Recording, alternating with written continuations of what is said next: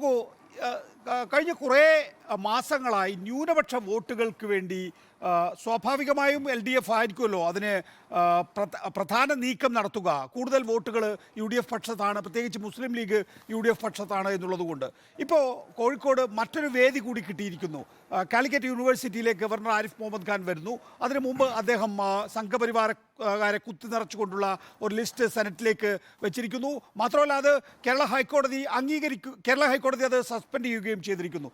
ഈയൊരു സമര SFIയുടെ സമരം, അതിന് കിട്ടുന്ന മാധ്യമ ശ്രദ്ധ, ഞങ്ങളാണ് സംഘപരിവാറിനെ എതിർക്കാൻ വേണ്ടി ആദ്യം രംഗത്തുള്ളത് എന്ന് ന്യൂനപക്ഷത്തെ ബോധ്യപ്പെടുത്തുന്ന ഒരു അവസ്ഥ, ഇതൊക്കെ സ്വാഭാവികമായ രാഷ്ട്രീയം ഇതിൽ നമുക്ക് കാണാൻ കഴിയും. ശ്രീ സണ്ണിക്കുട്ടി എബ്രഹാം, അവിടെ കോൺഗ്രസ് പകച്ചു നിൽക്കുന്നുണ്ടോ? ഇപ്പോൾ PK നവാസ് ആയിക്കോട്ടെ, നേരത്തെ PK കുഞ്ഞാലിക്കുട്ടി ആയിക്കോട്ടെ, എടുത്തിട്ടുള്ള നിലപാടിൽ നിന്ന് വ്യത്യസ്തമാണ് VD സതീശനും K സുധാകരനും എടുക്കുന്ന നിലപാടുകൾ.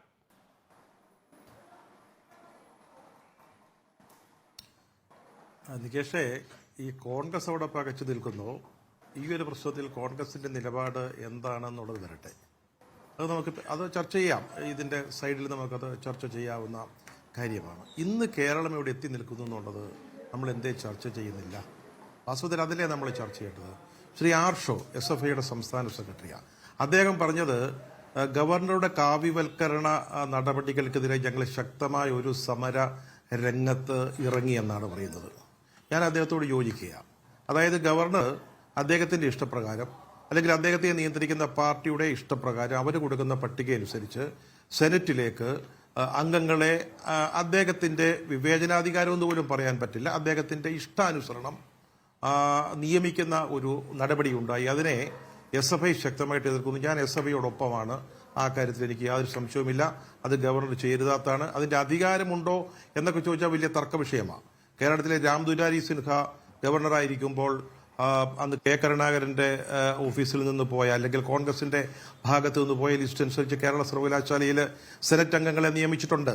അന്ന് ഒരു സെൻഷർ പ്രമേയം നിയമസഭയിൽ അവതരിപ്പിക്കാൻ മാത്രമേ അന്ന് ഭരണകക്ഷിയായിരുന്ന അന്നത്തെ CPMന്റെ നേതൃത്വത്തിലുള്ള LDFന് കഴിഞ്ഞുള്ളൂ. അപ്പം ഇതിന്റെ അധികാരത്തെക്കുറിച്ചുള്ള കാര്യങ്ങൾ നിൽക്കട്ടെ. പക്ഷെ ഇത് ഗവൺമെന്റിന്റെ അധികാരമാണ് വാസ്തവത്തിൽ. കാരണം ഗവൺമെന്റാണ് തീരുമാനിക്കേണ്ടത് ആ സംസ്ഥാനത്തെ സർവകലാശാലകൾ എങ്ങനെയാണ് ഭരിക്കപ്പെടേണ്ടത് എന്ന് ഗവർണറാണ് തീരുമാനിക്കേണ്ടത്. ഇവിടെ നവാസ് പറഞ്ഞൊരു കാര്യമുണ്ട്, CPM ഭരിക്കുമ്പോൾ CPMന്റെ ലിസ്റ്റാണ്, നവാസെ UDF ഭരിക്കുമ്പോൾ UDFന്റെ ലിസ്റ്റാണ്. നമുക്കിതെല്ലാം അറിയാം.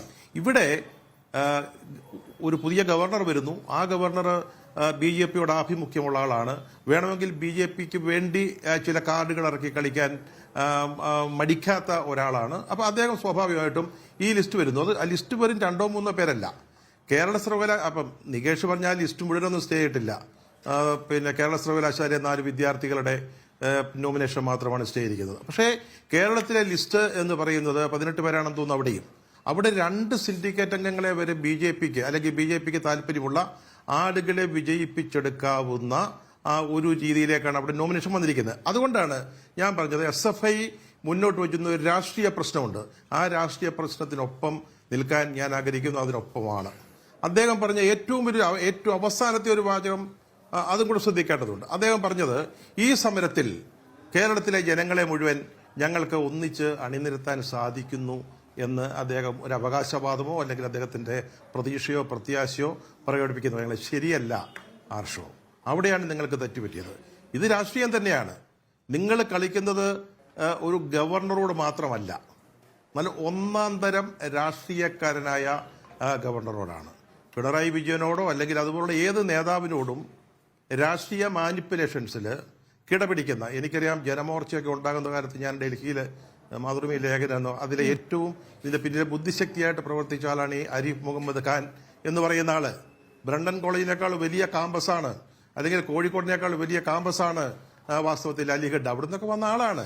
നിങ്ങൾ രാഷ്ട്രീയം കളിക്കുമ്പോൾ രാഷ്ട്രീയക്കാരനോടും കൂടിയാണ് കളിച്ചത്, ഗവർണറോട് മാത്രമല്ല. ഒരു സാധാരണ ഗവർണറാണെങ്കിൽ നിങ്ങളുടെ പ്രതിഷേധവും കറുത്ത കൊടിയും കാണുമ്പം എല്ലാം ഇട്ടിട്ടിറങ്ങി പോകും.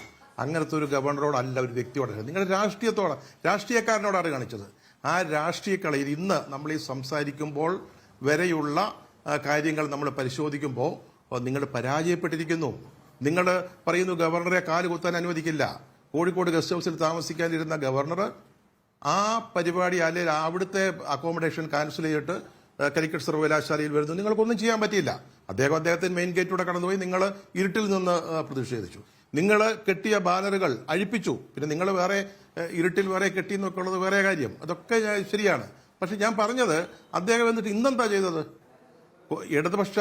ഇടതുപക്ഷ പ്രസ്ഥാനങ്ങൾക്ക് വലിയ ശക്തിയുള്ള കോഴിക്കോട് നഗരത്തിൽ നിങ്ങൾ കാമ്പസിൽ കയറ്റില്ല എന്ന് പറഞ്ഞപ്പോൾ അദ്ദേഹം എനിക്ക് ആരുടെയും സഹായം വേണ്ട, സപ്പോർട്ട് വേണ്ട, പ്രൊട്ടക്ഷൻ വേണ്ട എന്ന് പറഞ്ഞുകൊണ്ട് അദ്ദേഹത്തിന് അറിയാം. അദ്ദേഹം പറഞ്ഞാലും കൃത്യമായ പ്രൊട്ടക്ഷൻ അദ്ദേഹത്തിനുണ്ട്.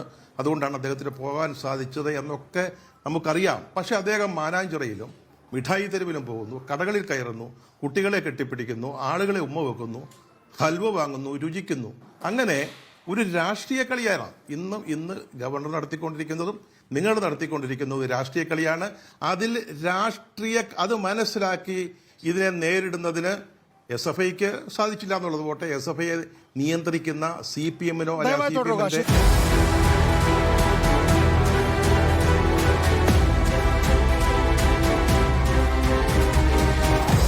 Debate with MV Nikesh Kumar.